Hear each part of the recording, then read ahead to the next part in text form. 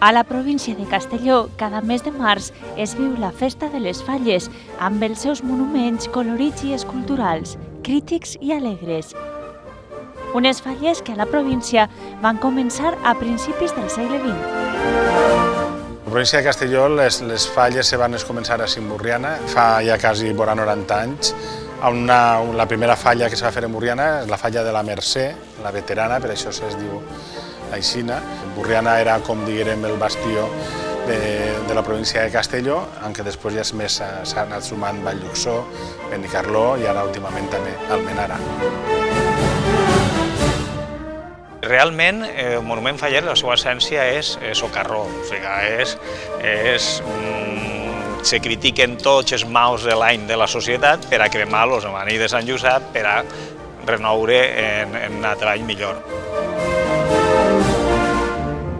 La nostra indumentària és una de les més boniques de les indumentàries regionals.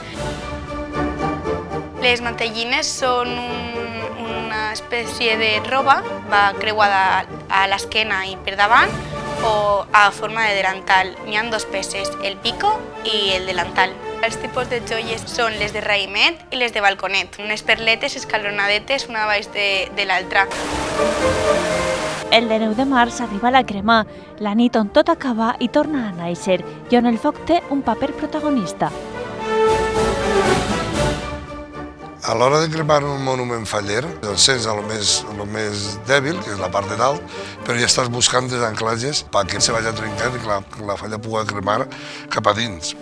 Els sentiments que se viuen en aquesta falla, en qualsevol de les falles de València, o qualsevol de les falles de la vall, o d'Almenara, o de Burriana, o de Benicarló, en el cas de la província de Castelló, son exactament els mateixos. Ese día no quieres que pase nada, quieres que sea un día normal y corriente, salir de aquí, irte a dormir y que mañana vengas y esté la falla todavía plantada. Pero bueno, todo tiene su principio y todo tiene su final.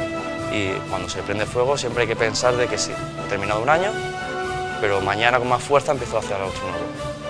Dies d'emocions i monuments als que estan tots convidats per gaudir de les falles més castellonenques.